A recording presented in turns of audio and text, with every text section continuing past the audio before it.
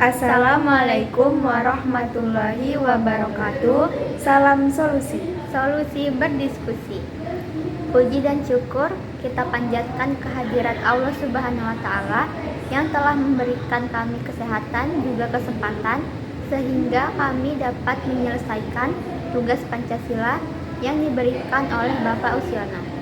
Sebelumnya, perkenalkan nama saya Zahra Dwi Andini dengan NIM 0801231012 dan rekan saya. Perkenalkan, nama saya Anissa Maharani Harahap dengan NIM 0801231021. Kami dari kelompok 13 kelas IKM 1 Fakultas Kesehatan Masyarakat Universitas Islam Negeri Sumatera Utara. Di sini kami akan membahas tentang pembudayaan Pancasila. Nah, sebelumnya apa sih Pancasila itu? Pancasila adalah pijakan utama bagi penyusunan konstitusi dan sistem pemerintahan Indonesia. Ia menggambarkan Pancasila sebagai suatu ideologi yang mencerminkan kepribadian dan identitas bangsa Indonesia yang mencakup keberagaman juga keadilan. Selanjutnya, saya akan menjabarkan pengertian dari pembudayaan Pancasila. Pembudayaan Pancasila merupakan proses yang secara terus-menerus diupayakan dan dikembangkan mengikuti perkembangan dan dinamika masyarakat.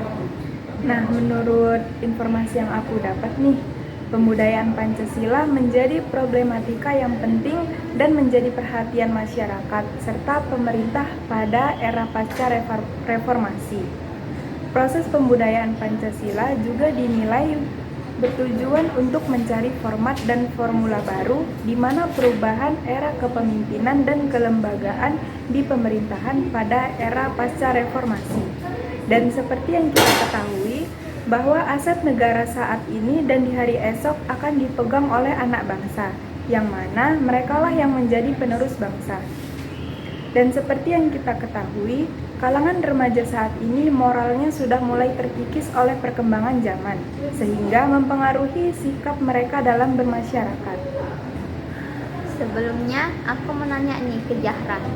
Zahra tahu nggak sih fungsi dari pembudayaan Pancasila?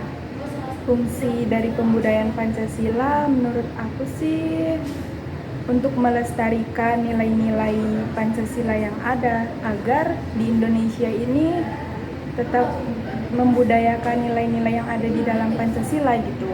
Emang apa sih fungsi lainnya? Nah, yang Zahra bilang tadi itu betul. Tapi aku mau nambahin sedikit nih fungsi dari pembudayaan Pancasila. Nilai Pancasila sangat tepat bila ditanamkan pada anak sejak usia dini. Hal ini dimaksudkan agar setelah mereka dewasa, mereka akan terbiasa dengan perbuatan dan tingkah laku yang sesuai dengan nilai-nilai Pancasila. Oh, aku juga mau memberi contoh nih pembudayaan Pancasila dalam lingkungan masyarakat. Contoh kecilnya dalam lingkup keluarga. Peran orang tua sangatlah penting dalam menanamkan budaya Pancasila kepada anak sejak usia dini, yaitu dengan beberapa metode. Adapun metode yang pertama yaitu internalisasi, seperti orang tua memberikan nasihat, bimbingan, saran, dan arahan kepada anak sejak usia dini. Dan yang kedua, metode mencontohkan keteladanan, seperti membiasakan diri dengan melakukan hal-hal yang baik, memberikan teguran jika anak melakukan kesalahan, dan memberikan apresiasi kepada anak jika mendapatkan keberhasilan. Oh iya, nilai-nilai apa aja sih yang terkandung di dalam Pancasila? Jadi, nilai-nilai yang terkandung dalam Pancasila adalah nilai ketuhanan, nilai kemanusiaan, nilai persatuan, nilai kerakyatan, dan terakhir nilai keadilan. Nilai-nilai Pancasila ini merupakan dasar kehidupan bermasyarakat, berbangsa, juga bernegara. Nah, jadi itu tadi nilai-nilai yang terkandung dalam Pancasila. Menurut Zahra nih, penerapan apa aja sih yang bisa kita lakukan dalam kehidupan sehari-hari supaya Pancasila itu nggak luntur? Nah, caranya ada 6 nih. Yang pertama, beriman, bertakwa kepada Tuhan Yang Maha Esa, dan berakhlak mulia. Contohnya, menjalankan perintah agama sesuai kepercayaan masing-masing, berkata dan berbuat baik sesuai ajaran agama, bersikap sopan, ramah, dan menghargai sesama manusia. Yang kedua, berkebinekaan global. Contohnya, dengan mencoba mengenal dan menghargai teman dari suku yang berbeda, menggali cara berkomunikasi yang efektif dengan teman dari suku yang berbeda, serta mengumpulkan informasi terkait ragam budaya sebagai bekal untuk membangun relasi yang baik bagi sesama. Yang ketiga, gotong royong. Contohnya, menanamkan kepedulian pada hal-hal yang berkaitan dengan kepentingan bersama, serta terbuka untuk berbagai pengetahuan dan pengalaman.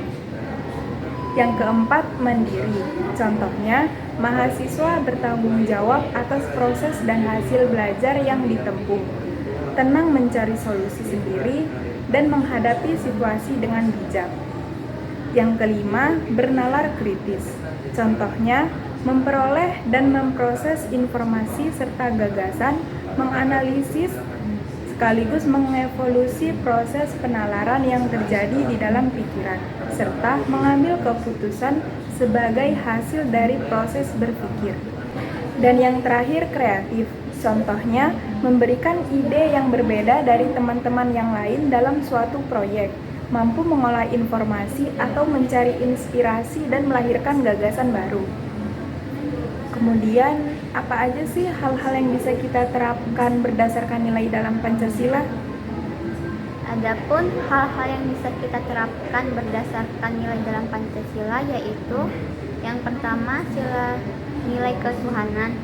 Nilai ketuhanan berarti bahwa setiap warga negara memiliki perbedaan agama yang harus saling menghormati agar tidak terjadinya suatu perpecahan.